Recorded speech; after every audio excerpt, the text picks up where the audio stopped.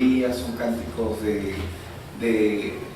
donde cada uno de los hombres de Dios comienzan a experimentar cierto tipo de aflicciones. Pero en este salmo está el contenido de todo el libro. Cuando nosotros leemos el Salmo 1, vamos a ver el contenido y la esencia de lo que es todos los salmos, los 150 salmos, ¿no? Sabemos que el salmo más largo es el Salmo 119, ¿no? Que tiene 172 versos, si mal no recuerdo. Ahora, en el Salmo 1 lo que vemos es que Dios quiere enseñarnos cuál es el camino de la bienaventuranza.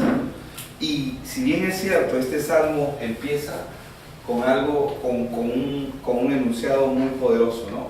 Bienaventurado o dichoso. En realidad la traducción de bienaventurado es 3 veces dichoso, o sea, dichoso, dichoso, dichoso, ¿no? Dichoso el hombre, ¿no? Bienaventurado, dice. Y vamos ahí lo tenemos. Vamos a ir al Salmo 1. Yo lo voy a buscar acá también en mi Biblia, pero dice, bienaventurado el varón, dice, que no anduvo en consejo de malos, ni en silla de escarnecedores, ni en camino de pecadores, dice, perdón. Ni estuvo en camino de pecadores, ni en silla de escarnecedores se ha sentado. Verso 2 dice, sino que en la ley de Jehová está su delicia, y en su ley medita, dice, de día y de noche. Luego vemos en el verso 3, será, dice, como árbol plantado junto a corrientes de agua, que da su fruto a su tiempo, y su hoja no cae. Y todo lo que hace, dice, en la palabra, dice que todo lo que hace prosperará. Verso 4. En el verso 4 dice, no así los malos, dice, que son como el tamo que arrebata el viento. Verso 5. Por tanto, no se levantarán los malos en el juicio, dice, ni los pecadores en la congregación de los santos, porque Jehová conoce el camino de los justos, mas la senda de los malos perecerá. ¿Verdad? Y ahí termina el Salmo 1. Salmo cortito, pero encierra toda la esencia de lo que los salmos nos muestran, pero vamos a ir desmenuzándolo. Vemos que este libro empieza en el verso 1 empieza con bienaventurado, dice, ¿no? Y cuando estamos hablando de bienaventurado, estamos hablando de que dichoso, dichoso, dichoso, ¿no? Es lo que la Biblia enseña. Dichoso, bienaventurado significa dichoso. Y el Señor empieza este salmo con una bendición. ¿Cuántos saben que Dios conoce el final de la historia antes de que empiece? Por ejemplo, vemos el bebé de Jonathan acá, ¿verdad? ¿Cómo se llama? Saúl. Y vemos que Dios no solamente conoce cada uno de sus pasos, sino conoce incluso su descendencia y su generación. Pero nosotros aún no la vemos, no vemos eso, no vemos nada de eso. Dios conoce el final desde el inicio. Y cuando empieza este salmo, Él empieza con una bendición. ¿Por qué? Porque Él está hablando del hombre que tiene el evangelio, que contiene a Dios. Y lo primero que dice es bienaventurado, dichoso, dice, ¿no?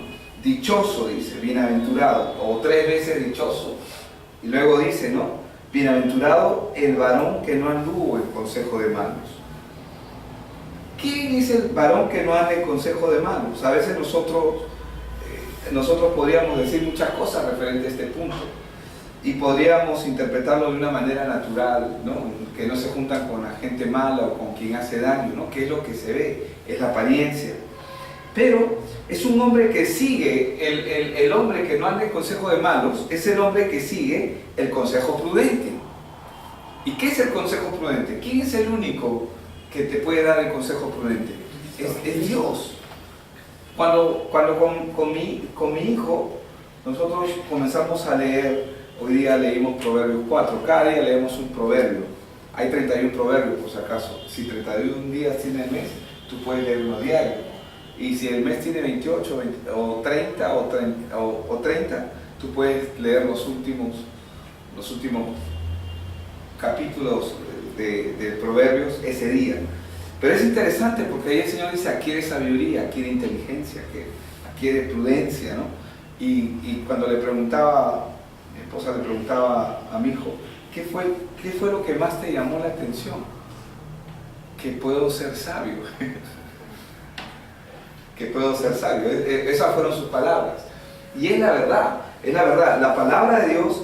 El varón que no anda en consejo de malos es el que sigue el consejo prudente. Pero ¿quién te puede dar consejo prudente en esta tierra? Si la Biblia dice que todos son malos, todos a una se han desviado, han hecho lo malo delante de Dios. ¿Quién es el único que puede darnos el consejo prudente? Solamente Dios y su palabra, ¿verdad? Entonces, el varón que no anda en consejo de malos es el varón que anda en los mandamientos del Señor. Porque a veces nosotros podríamos confundir cuando leemos este salmo, inmediatamente relacionamos a los malos como el malo, pues el que hace maldad. Pero no, todos hacen maldad. No hay quien no haga maldad. El varón que no anda en consejo de malos es el que anda en sus mandamientos, es el que camina en los caminos del Señor, es el que anda de acuerdo a su consejo.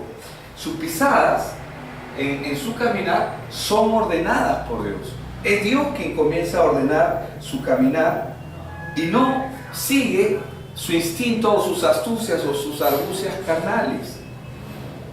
Cuando hablo de seguir los instintos y las argucias carnales, porque muchas veces nuestra carne es débil y nos va a querer llevar por el camino equivocado. Nuestro conflicto que podemos tener en nuestra mente, sin darnos cuenta, nos va a llevar, nos va a tratar de desviarnos. No va a querer que vayamos por el camino o por el plan que Dios quiere establecer sobre nosotros. Por eso dice, bienaventurado o dichoso, dichoso, dichoso el varón que no anduvo en consejo de malos.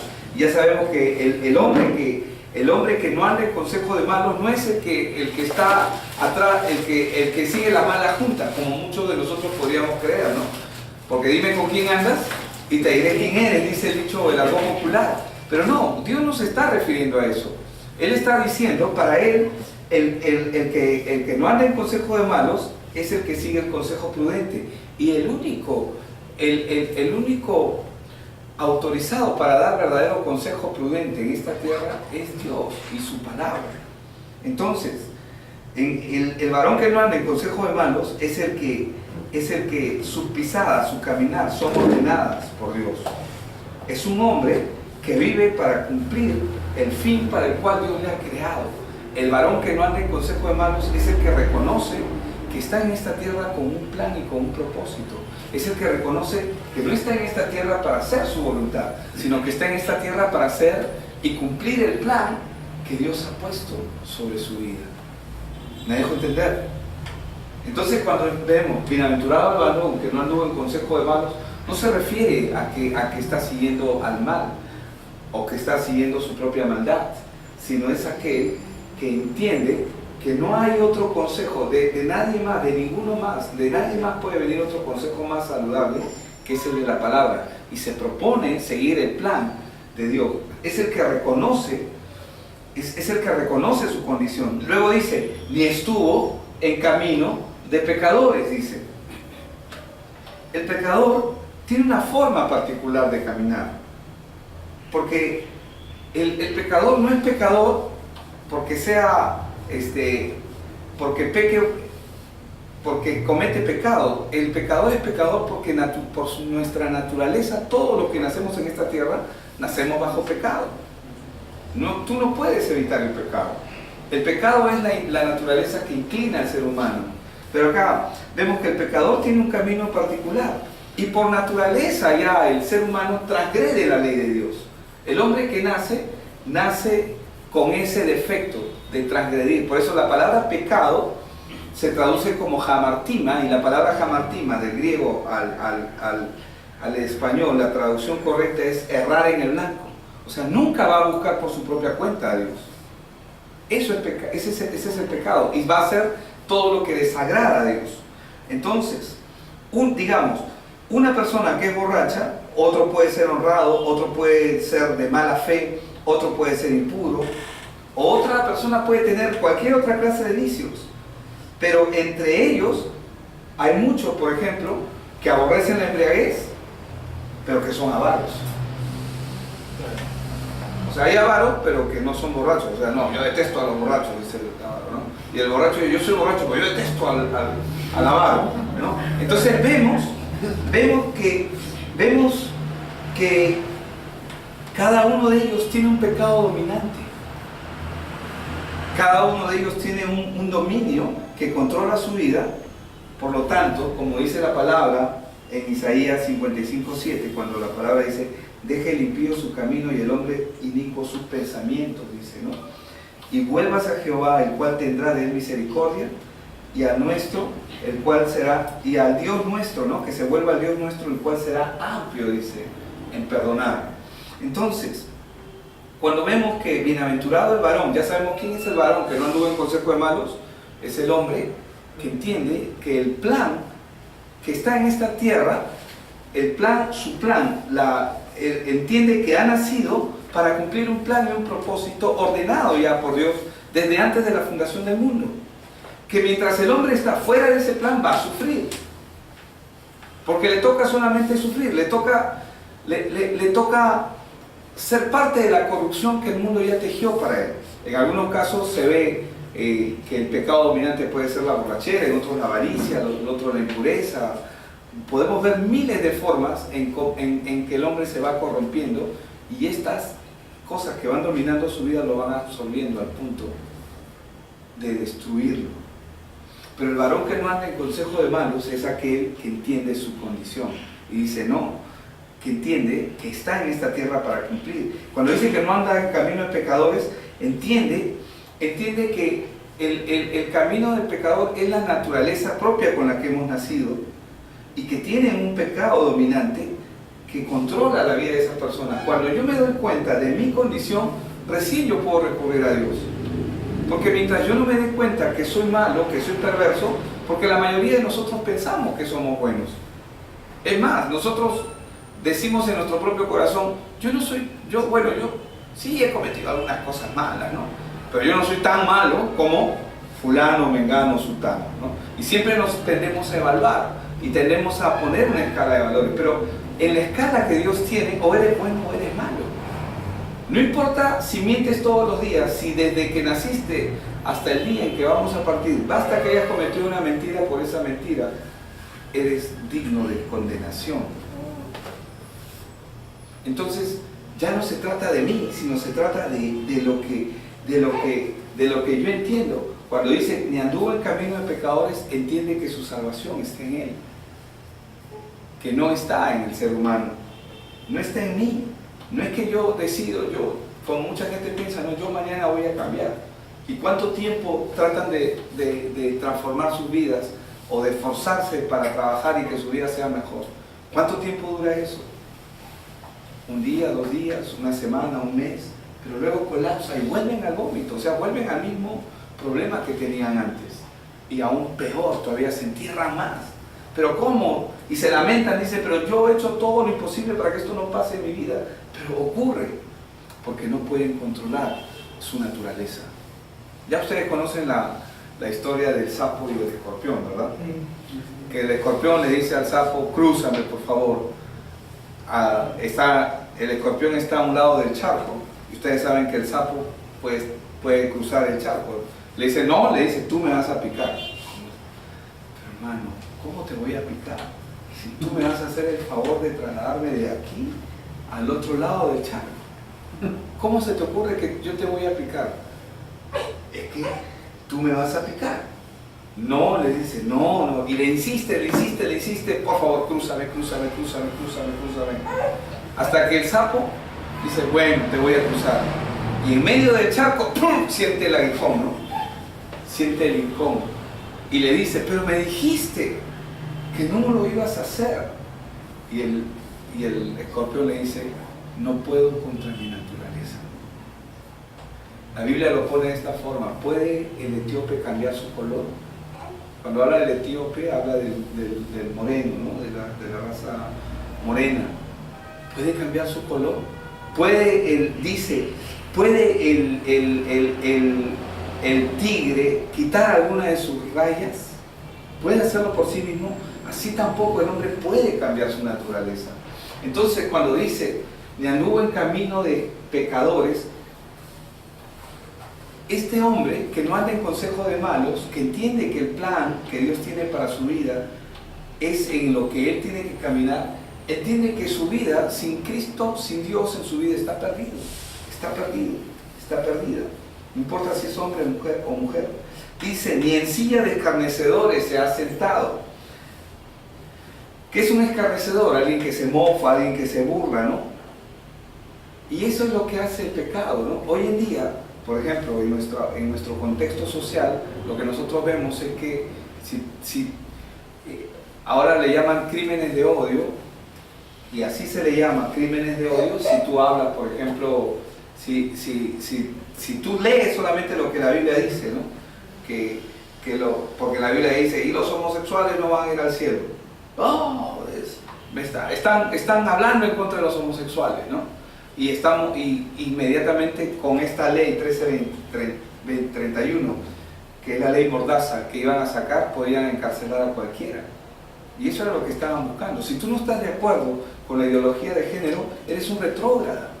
Si tú no estás de acuerdo con ciertas políticas mundiales que hoy se están levantando en el mundo y que se están uniformizando con un solo objetivo político, económico, social, pero de corromper al ser humano. Esto no va a terminar hasta que la pedofilia sea aceptada y muchos otros elementos que se quieren. Si nosotros no estamos de acuerdo, o sea, ellos sí pueden mofarse, ¿no? Dicen que nosotros no somos tolerantes, pero sin embargo, cuando tú sales a decir algo, te apabullan y ellos sí pueden agredirte, pero tú no puedes hacer nada. Entonces, ese tipo de cosas. La Biblia habla que silla de escarnecedores. ¿Qué son los escarnecedores? Aquellos que no solamente se burlan, sino que siguen el consejo de malos, ¿no? Y comienzan a tomar autoridad en esas áreas. La naturaleza del hombre, la naturaleza triste del hombre es a empeorar su condición. El pecado lo único que hace en la naturaleza humana es destruirlo. Y el mal se convierte en un carácter práctico.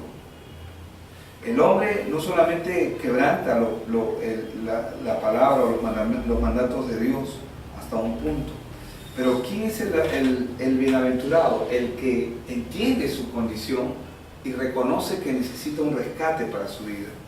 Luego dice, ¿no? En el verso 2, sino que en la ley de Jehová está su delicia.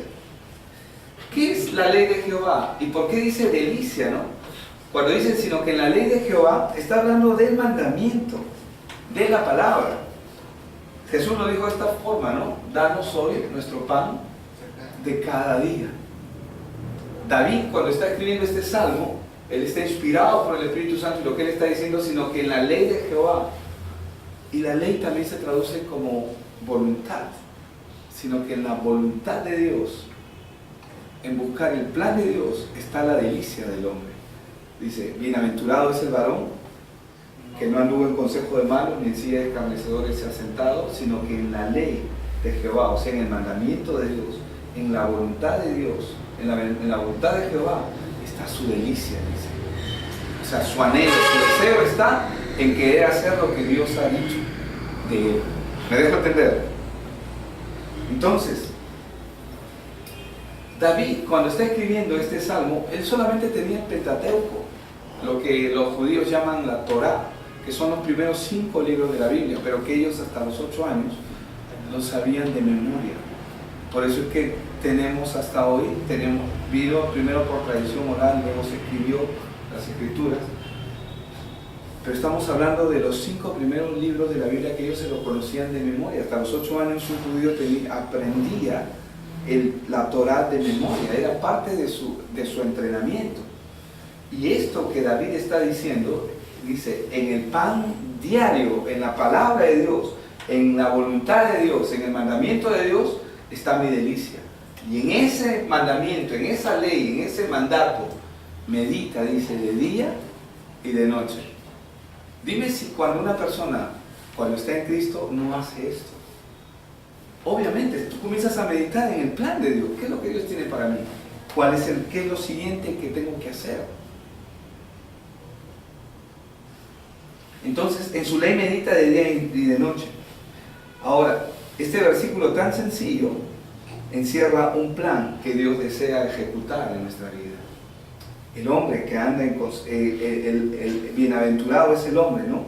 Que no anduvo en consejo de malos ni en silla de escarnecedores asentado, sino que en la ley de Jehová está su delicia, y en ella medita de día y de noche, dice la palabra, ¿no? En su ley medita. ¿Y cómo dice que será? En el verso 3 dice, será como árbol plantado junto a corrientes de agua. Voy a detenerme ahí cuando dice será como árbol plantado. ¿Por qué? Porque cuando la Biblia habla de árbol plantado, no es un árbol silvestre. ¿Cuál es la diferencia de un árbol plantado con un árbol silvestre? Un árbol silvestre es un árbol que apareció ahí y está ahí porque es parte del desarrollo natural, pero el árbol plantado es el escogido, es el que se considera como propiedad, es el que yo agarro y pongo la semilla y yo mismo lo planto. ¿Y qué dice la Biblia en Juan 6:44? Nadie puede venir a mí si el Padre no lo trajere. Si usted está acá hoy día y puede escuchar esta palabra, no es porque alguien me invitó, sino la palabra de Dios nos muestra que el plan de Dios es que usted esté aquí y que Él quiere que usted escuche esta palabra.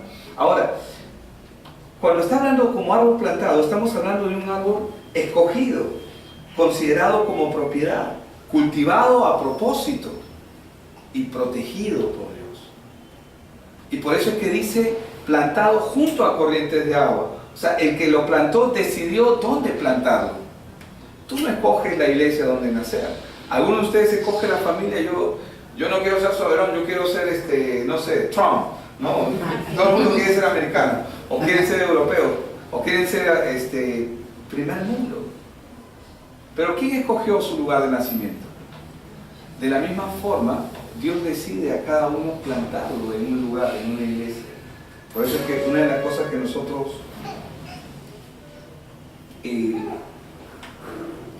enseñamos mucho es que el Señor es el que planta a cada uno en el lugar donde estamos. Ahora, cuando la Biblia nos habla de que somos como árboles plantados, hay una referencia de ello en Mateo 15:13 que el Señor Jesucristo nos muestra, ¿no? Y Él dice, porque toda planta, y ahí lo dice perfectamente, pero respondiendo Jesús es el que está hablando, dijo, toda planta que no plantó, ¿quién? ¿Quién? Mi Padre Celestial, ¿qué dice? Será desarraigada. Salmo 1, verso 3, ¿verdad? Será como árbol plantado. ¿Quién plantó a estos árboles? ¿Quién los planta? Porque el Señor lo está diciendo, ¿no? ¿Quién es el que plantó? El Padre. El Padre es el que los planta. El Padre es el que mueve, es el que hace. Por eso es que el Señor Jesús dijo, mi Padre hasta ahora trabaja. ¿Qué es lo que está haciendo el Señor? Él es el que nos atrae al Hijo.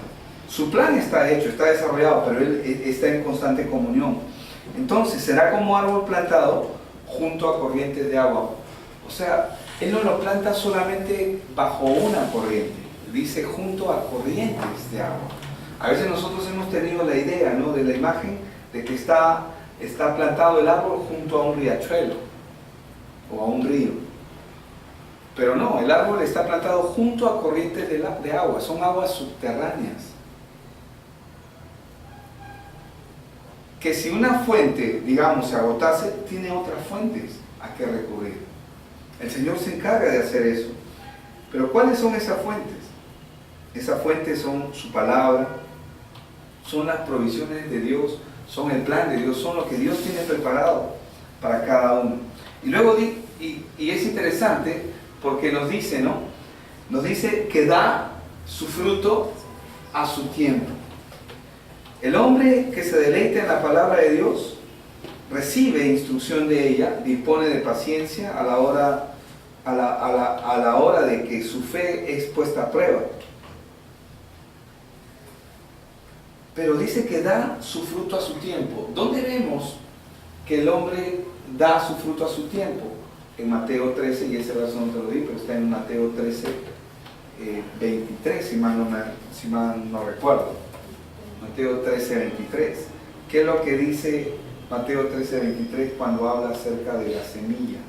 Mas el que fue sembrado en buena tierra, árboles, ¿verdad? Plantado junto a corrientes de agua. Este es el que oye y entiende la palabra, los ríos de agua viva. Y da fruto y produce a 100, a 60 y a 30 por uno. ¿Se dan cuenta cómo la palabra está conectada? Toda la palabra está conectada, o sea, no hay en sí misma, la misma palabra está conectada. Luego dice, su hoja no cae, que da su fruto a su tiempo y su hoja no cae. ¿Por qué habla de la hoja, no? Describe al fruto antes que la hoja, es lo que hemos visto en el Salmo, ¿no? Y por ello vemos que se intima al que profesa la palabra, la enseñanza, ¿no? Que demanda que dé primero los frutos en su vida para que no se marchite, porque vemos en un punto en la palabra que Jesús maldijo la higuera que tenía hojas pero que no tenía fruto. ¿Qué Jesús maldijo? Maldijo la higuera que tenía hojas pero que no tenía fruto. Entonces Dios demanda el fruto es primero, o sea, el fruto es lo que Él va a demandar primero. ¿Y qué es el fruto? Es el que solamente puede dar fruto el que oye la palabra y la entiende, como vemos. Y luego dice, y todo lo que hace prosperará, ¿verdad? Así como hay una, bueno, que yo puse esto, las pruebas y las tribulaciones pertenecen a la administración divina, y a veces nosotros no entendemos el concepto de prosperidad, porque cuando pensamos en prosperidad, ¿qué es lo primero que viene a nuestra mente? ¿Qué es lo primero que viene a nuestra cabeza? Dinero, posesiones, posiciones. Eso es lo que nosotros evaluamos como prosperidad. Pero voy a poner un ejemplo. A veces una disfunción matrimonial o un evento que se produce, voy a poner un ejemplo, un matrimonio. A veces un evento que se produce dentro de un matrimonio, no estamos hablando de pleitos, solamente pleitos, sino por ahí que algo feo ha ocurrido, ¿no? Vamos, no quiero irme al otro extremo, pero digamos que haya habido adulterio, que haya habido algo muy fuerte. Hace que la pareja, que la relación retome, o sea, le tome seriedad. Claro, en nuestro contexto podría ser un bonito pretexto para poder poner fin a la relación, ¿no? Que muchos quisieran poner fin en lo natural cuando la gente habla, pero cuando realmente hay la solidez en ese matrimonio que se inició desde el momento en que ellos tomaron la decisión, porque nadie se casa pensando en que me voy a divorciar mañana más tarde. Nadie se casa con la intención de divorciarse. El que se casa para toda la vida. Y aparentemente esos eventos que son feos, que pueden ser críticos, pueden, aunque parezca increíble, aunque parezca contraproducente, pueden generar de que la pareja se una más, de que aprendan a experimentar más, que se aprendan a valorar más y que se relacionen más. No estoy diciendo que tienen que llegar a ese proceso. Por eso es que cuando la Biblia dice en Romanos 8:28, que dice, y sabemos que a los que aman a Dios, todas las cosas les ayudan a bien. Entonces cuando estamos hablando de prosperidad, a veces la prosperidad involucra eventos críticos. Por eso es que económicamente, tiempo de crisis en el Medio Oriente es oportunidad. Tiempo de crisis en nuestro contexto latino es lamentación. Estoy en crisis, ¿no? Y la gente se abate. Pero la crisis es un momento de oportunidad, porque ayuda y permite que la gente salga adelante o salga de algunos estribos. A veces hay personas que se quedaron sin casa, sin nada, y eso los han llevado a generar otro tipo de comportamientos, de eventos, de que hacen de que pueda esta persona prosperar mucho más de lo que antes hacía o no hacía.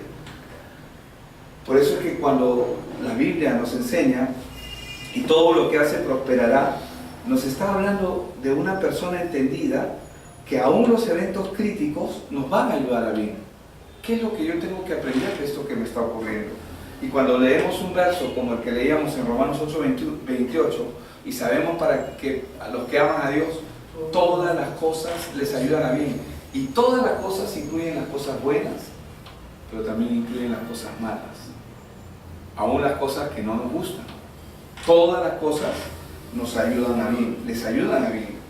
Luego dice, no así los malos, en el verso 4, ¿verdad? Salmo 1:4. Dice, no así los malos que son como el tamo que arrebata el viento. ¿Quiénes son los malos? La Biblia cuando habla de malos no habla en un término de una persona que hace necesariamente lo malo. El malo es el que, bíblicamente hablando, es el que rechaza el plan de Dios sobre su vida. Dios los llama impíos. ¿Qué es un impío? Una persona que camina sin Dios. A veces el impío en el diccionario de la Real Academia Española está como hombre malo, ¿no? Perverso, que hace lo malo. Pero el impío, bíblicamente hablando, es la persona que camina sin Dios. Simplemente es la persona que camina sin Dios. La persona que camina sin Dios ya está condenada. Vamos a Juan 3, rapidito, 3, verso 16. Vamos a leer hasta el 20. Juan 3, 16 al 20. Y en Juan 3, verso 16 dice, porque de tal manera amó Dios al mundo, que ha dado a su Hijo unigénito, para que todo aquel que en Él cree, no se pierda, dice, mas tenga vida eterna. Ese es el plan de Dios, que ninguno se pierda. Él envió a su Hijo para que Él pueda rescatar a cada uno. Pero Dios, ¿a quién puede rescatar? Solamente al que se siente perdido. Por eso es que cuando estaba en medio de los fariseos, y cuando vemos las películas de Jesús o cuando leemos los evangelios, nosotros vemos que quienes estaban siendo rescatados eran prostitutas, ladrones, gente que su mal era evidente porque se evidenciaba, su necesidad era evidente. Pero en aquellos que no sentían que era evidente, se sentían buenos. Y ellos sentían que ellos no necesitaban. Y es como mucha gente hoy día hace, ¿no? Hoy día cuando tú quieres compartirle a alguien, te puede decir, no, pero compártele, ¿por qué no hacen? Yo conozco un grupo de muchachos en mi barrio que se están perdiendo, ¿no? Vamos a hablarle a ellos, ¿no? Y queremos ser buenos. No, Dios quiere primero rescatarte a ti, porque tú también tienes un problema. Pero tú crees que estás bien, pero en realidad tu vida, la Biblia dice que sin Dios es un camino de muerte. Él vino para rescatarnos. Aquel que en Él cree no se pierda, mas tenga vida eterna. Verso 17. Dice, porque no envió Dios a su Hijo al mundo para condenar al mundo. Por eso es que cuando se presenta la mujer que está en pleno acto de adulterio, ha sido atrapada y la han llevado a Cristo para que Él mismo la apedree, Jesús, en vez de, ¿qué le dijo? Mujer adúltera, pecadora, miserable, ¿cómo se te ocurre, no? Hacer esto. No, Él no fue y la condenó. Él lo que hizo fue confrontarlos a ellos y a ella también. Él ya sabía cuál era el problema de ella. El problema es que los que estaban ahí no sabían cuál era el problema de ellos. ¿Y cuál era el problema de ellos? Y Él se los dijo, que lance la primera piedra aquel que no ha mirado a una mujer y la ha codiciado. ¿Dijo eso? No dijo eso, aquel que no ha pecado, pero estoy mostrando una forma de pecar. A ver, ¿quién no ha mirado a una mujer y no la ha codiciado? A ver, que levante su mano. A ver, que levante su mano aquel que no ha mentido. A ver, que levante su mano aquel que no ha robado. El problema es que todos ellos se sentían justos, se sentían mejor que ella, pero tanto ellos como ella estaban en la misma condición.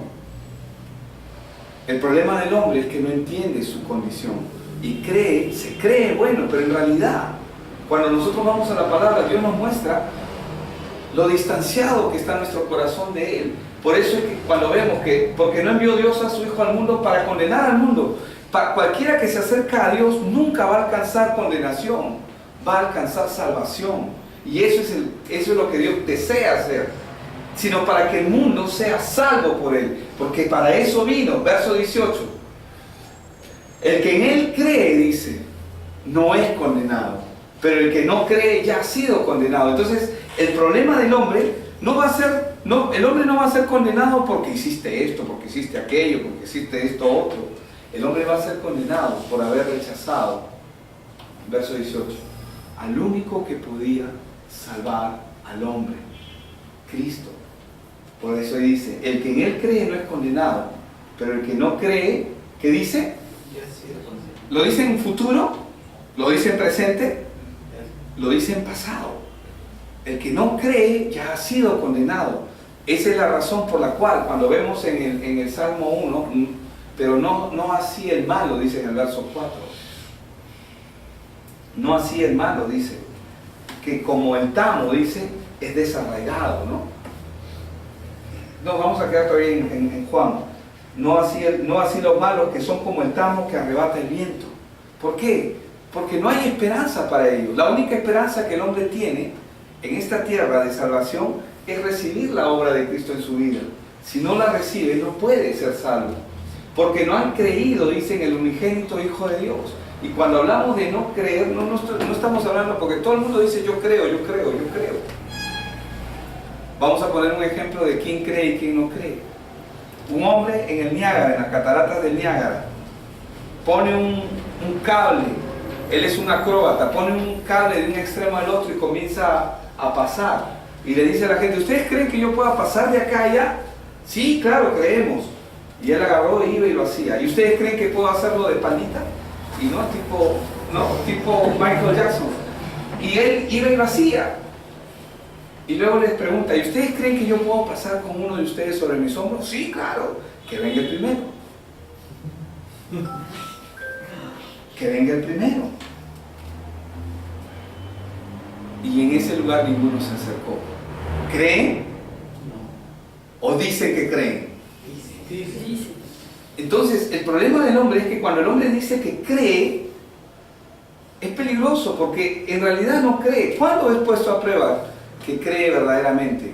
Cuando se ve confrontado como la mujer adúltera. Ella no tenía nada que perder, iba a ser apedreada. ¿Qué le tocaba hacer? Creer. Pero los fariseos que estaban ahí, cada uno con su roca, con su piedra, listos para matarla, para matar a esa mujer, ¿ellos creían en Jesús? No. Pero Jesús, sin embargo, la única persona que fue salva de todo ese lugar fue ella. Y así hoy en día, por eso dice, porque no han creído, dice, el que no cree ya ha sido condenado porque no ha creído en el nombre del unigénito Hijo de Dios. Entonces, cuando vemos el verso 19 ahora, y esta es la condenación, dice, que la luz vino al mundo y los hombres amaron más las tinieblas que la luz. No, ahorita no tengo tiempo. ¿Cuándo vas a tener tiempo? Porque no siempre no siempre la salvación va a estar disponible. Es un milagro que cada persona tenga vida. Y mientras cada uno de nosotros tengamos vida, siempre tenemos oportunidades. Pero no siempre va a ser así.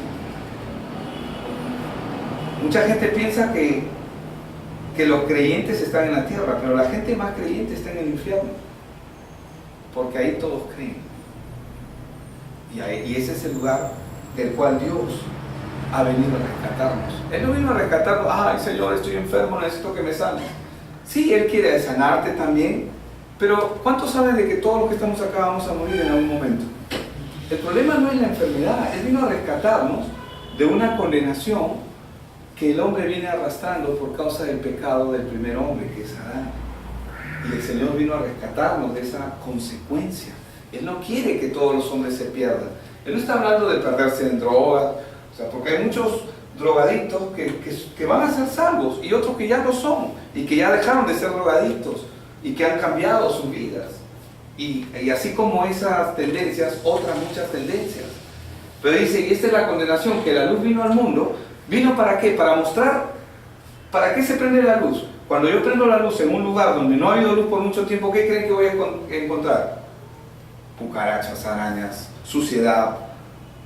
¿Sí o no? ¿Cuántos de ustedes han agarrado y han levantado una piedrita y han salido los chanchitos, las cucarachitas, las cositas, hasta escorpiones? Cuando la luz se abre, ¿qué evidencia? Lo que hay dentro. A veces no tener luz es más cómodo, para no tener que enfrentar las cosas. Dice, y esa es la condenación, que la luz vino al mundo, alumbró a los hombres, pero ¿qué hicieron los fariseos? Cuando alumbró, ¿quién fue la única que fue alcanzada? La mujer que fue encontrada en adulterio. Sin embargo, todos los fariseos, ¿qué hicieron?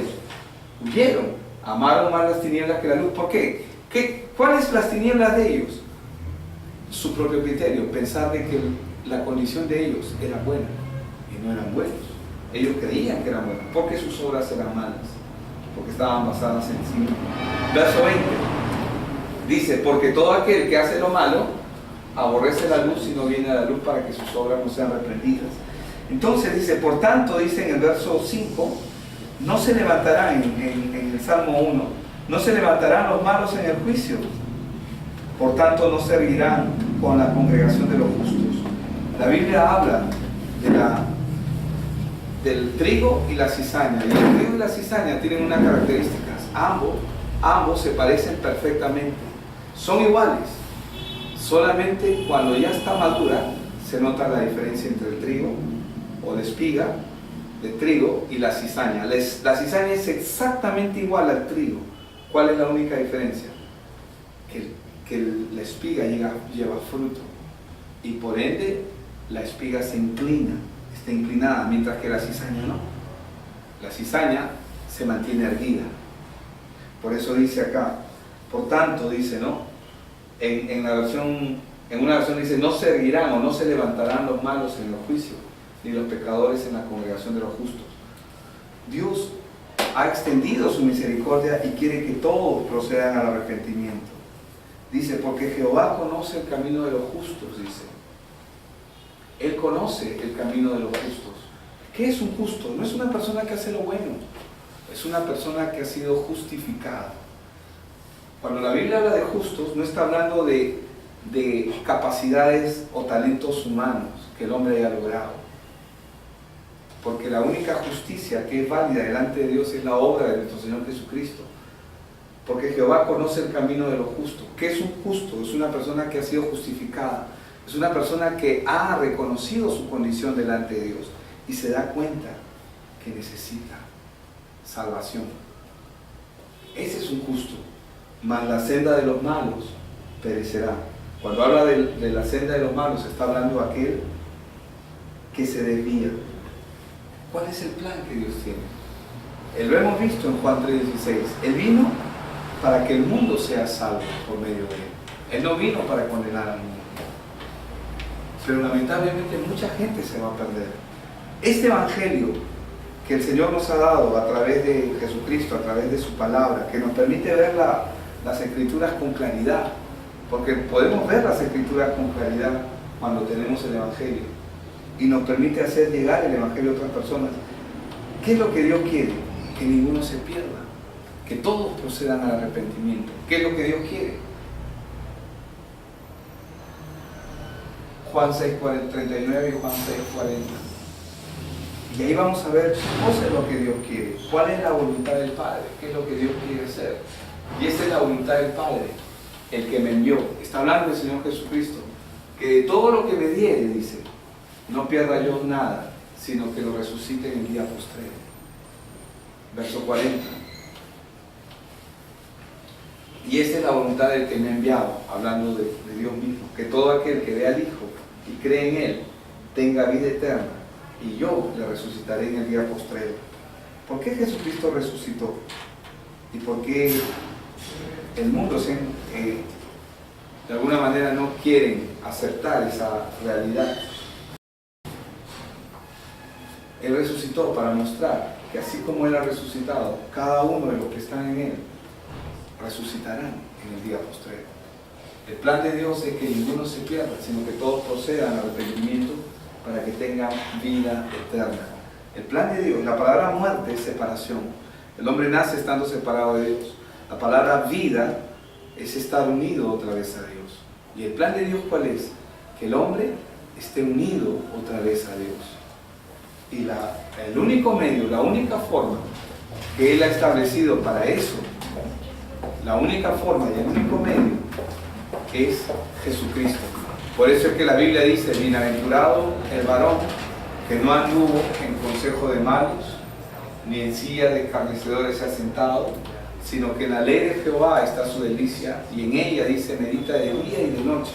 Dice que será como árbol plantado junto a corrientes de agua, que da su fruto a su tiempo y su hoja no cae, y todo lo que hace prosperará.